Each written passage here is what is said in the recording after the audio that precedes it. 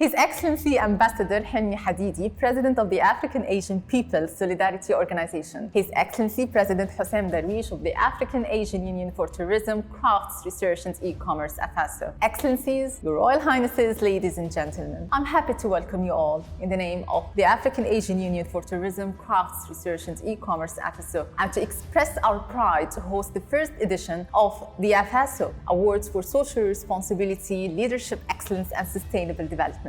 There is an immense need for launching the special award now. Our planet is calling out loud. Using its own words, it yells at us that we must urgently act collectively in an unprecedented, harmonized manner to help it rejuvenate. It sends us signals relentlessly that we should innovate and develop coherent regional and international mechanisms that result in better sustainable development, quality of life, and happiness of nations. The comparable collective and personal challenge that we experience is that of our obligation as community leaders, our responsibility to act compellingly for the benefit of the future generations, regardless of the immediate economic costs or other difficulties that we may confront. As part of an ever-increasing challenging world, we're working at AFASU through the circumstances that have never been witnessed by the humanity in modern times. We also share these challenges as an executive arm with our parent organization, APSO, the African-Asian People's Solidarity Organization. APSO is one of the world's best-known diplomatic organizations, IGOs, that promote relentlessly African-Asian ties since its inception in 1950s by the late leaders Gamal Abdel Nasser, Nehru, and Tito.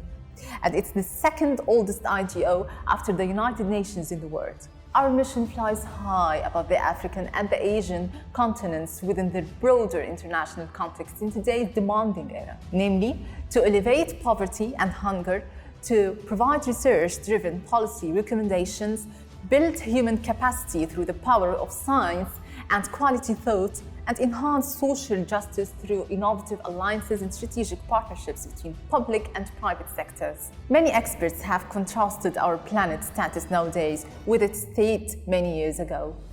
I'd like to share with you a brief overview in which I highlight the world's current grim picture in terms of living standards, environmental conditions, and life expectations that have caused hundreds of millions of human beings suffer from a prolonged tension and deprivation in the South and the North alike. Since 1950, the world's population has increased from 2.5 billion to 7.53 billion in 2022. About 9.2% of the world, or 689 million people, have lived in an extreme poverty on less than $1.90 a day, according to the World Bank. Next, 100 million homeless children are living in the streets around the globe. 250,000 children die every week from diseases and malnutrition. The total area of the world's tropical rainforests has decreased to a total of 1.84 billion hectares, merely 3.6% of the Earth's land surface. And as the COVID-19 pandemic continued to dominate in 2021, external debt stocks of developing communities reached to $11.1 trillion, their highest level on a record, more than twice their value of $4.1 trillion in 2009 and almost 5 times their level of $2.1 trillion in 2000. 1.1 billion people worldwide lack access to water, and a total of 2.7 billion find water scarce for at least 1 month of the year. And as we confront the potential catastrophe of the global warming, average global temperatures are expected to increase by 0.5 Fahrenheit degree to 8.6 Fahrenheit degrees by 2100. A widening gap between the rich and the poor, whereby the richest 10% of the global population currently take home 52% of the income. The poorest half of the global population earns just 8%. And last but by no means the least, toxic pollution is the largest cause of death in the world by far. Our thoughts are first and foremost with the members, stakeholders, and friends of the AFASU. who are influenced across the four corners of the globe by these extraordinary conditions. Based on our union's board of directors and AFASU strategic guidance, the priority of contributing towards the successful sustainable development rests on the top of our strategic agenda.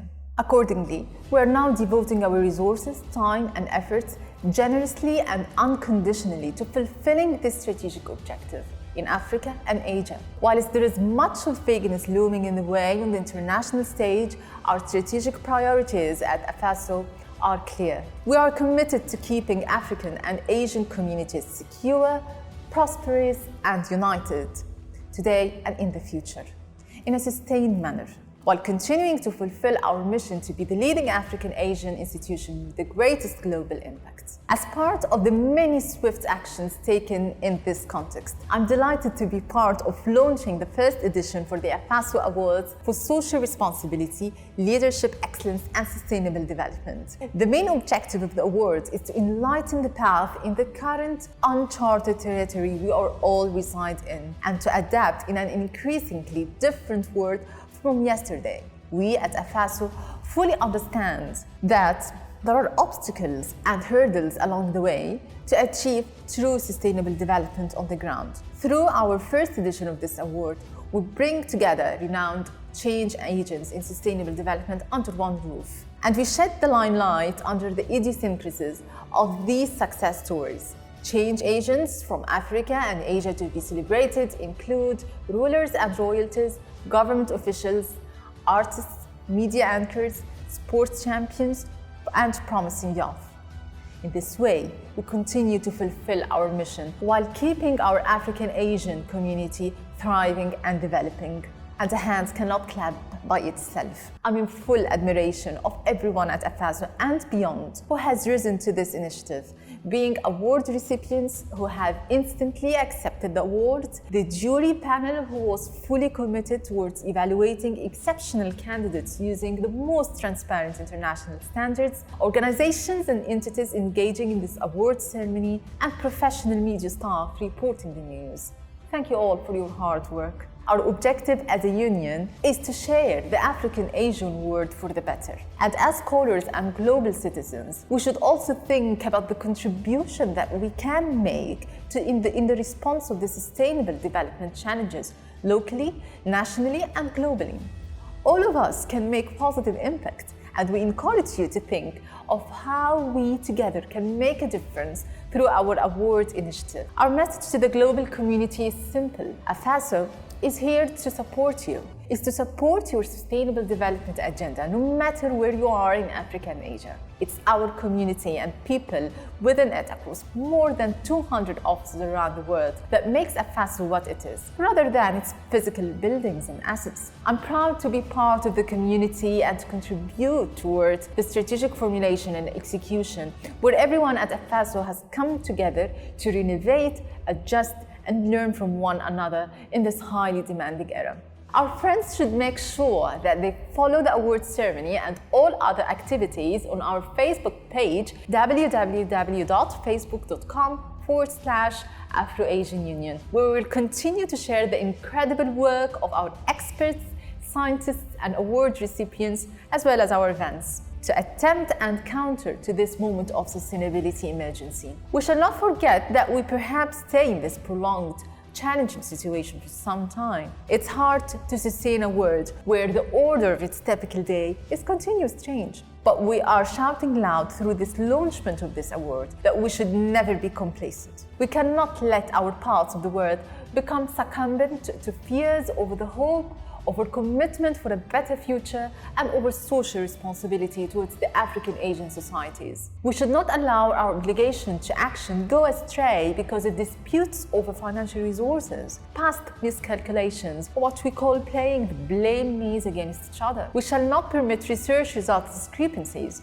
about the implications of the environmental threats we are living, go through, or postpone action on the ground. We can no longer accept the fact to conceal the tremendous extent of the threats to our joint destiny. At AFASU, we believe that we have reached out the crossroads. Let us pray that God will shower us with more motivation and persistence to sail the African-Asian ship to a safe harbor. We invite our friends in Asia and Africa to support AFASU to achieve its strategic goals.